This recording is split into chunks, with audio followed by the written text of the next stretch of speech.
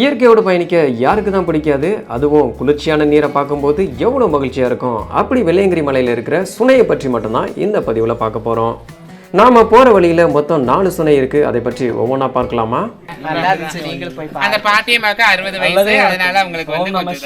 முதல் சுனை 2வது மலை ஏறி முடிக்கும் போது, அதாவது சரியாக சொல்லணும்னா வழுக்குப்பாறை ஏறி முடிக்கும் போது இருக்கும்.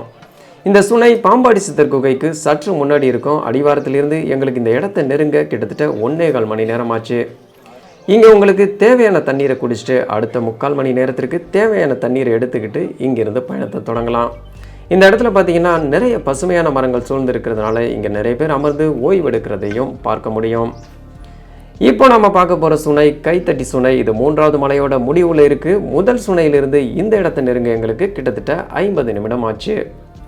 நம் முன்னோர்கள் வைத்த ஒவ்வொரு பெயருக்கு பின்னாடியும் சரியான காரணம் இருக்கும்னு நான் நம்புகிறேன். ஆனால் அந்த சூழல் மற்றும் பேச்சு வழக்கு மாறும்போது பெயர் மறைவி போகவோ அல்லது உண்மையான நோக்கம் மாறி இருக்கவோ நிறைய வாய்ப்பு இருக்குது. இங்கே என்னதான் தண்ணீர் வெளியில் வந்து ஊற்றிக்கிட்டு இருந்தாலும் நம்ம உறவுகளுக்கு கொஞ்சம் முன்னாடி போய் பிடிச்சாதான் சுத்தமாக இருக்கும்னு ஒரு நம்பிக்கை. அதனால் உள்ளே போக போக இங்கே வெளியில் வரும் நீர் கொஞ்சம் தூசியாக இருக்குது. அடுத்த சுனையை அடைய தோராயமாக 1.5 மணி நேரம் ஆகும். அதனால் சுனை நீரை குடிச்சிட்டு சுறுசுறுப்பாக திரும்பவும் பயணத்தை தொடங்குங்க. இப்போல்லாம் பார்த்தீங்கன்னா 4வது மலை வரையுமே நிறைய கடைகளுமே வந்துட்டு அங்கே கூட நீங்கள் தண்ணீரை வாங்கி பயன்படுத்தலாம். ஆனால் விலை அதை சுமந்து வந்ததற்கான கூலியையும் சேர்த்து வச்சுருப்பாங்க. இந்த மலை மேலே தேங்கி இருக்கிற தண்ணீரை பார்க்கும்போது எனக்கு சற்று வியப்பாக இருந்தது. ஏன்னா நாம் ஏறிக்கிட்டு இருக்க இந்த நேரம் சரியான வெயில். நீங்கள் போகும்போதும் இதே இடத்துல தண்ணீரை பார்த்துருந்தீங்கன்னா மறக்காமல் கருத்துரை பெட்டியில் பதிவு செய்யுங்க.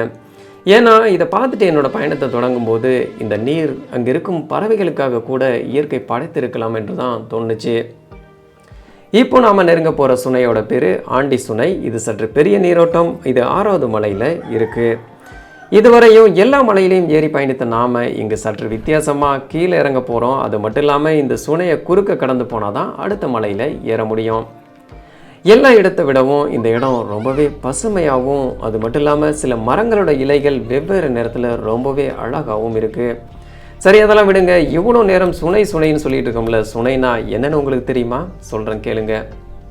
மலை முகடுகளில், அதாவது மலை உச்சியில் தொடங்கி பாறை இடுக்குகளில் கசிந்து பல்வேறு தாவரங்களை தழுவி மிகப்பெரிய மரநிழலில் குளிர்ந்து பயணிக்கக்கூடிய ஒரு தூய்மையான நீரோட்டம்.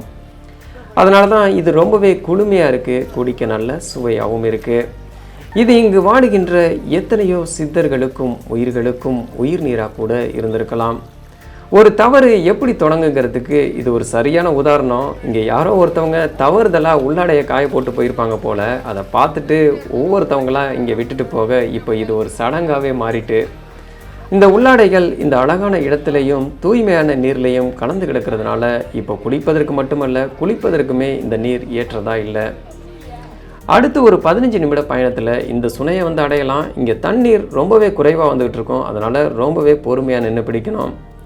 இதெல்லாம் பார்த்துட்டு மேலே ஏறும்போது எனக்கு ஒன்று மட்டும்தான் தோணுச்சு. ஒரு 30 வருடத்துக்கு முன்னாடியெல்லாம் இங்கே தண்ணீரை சுமக்க வேண்டிய தேவையே இருந்திருக்காதுன்னு தான்.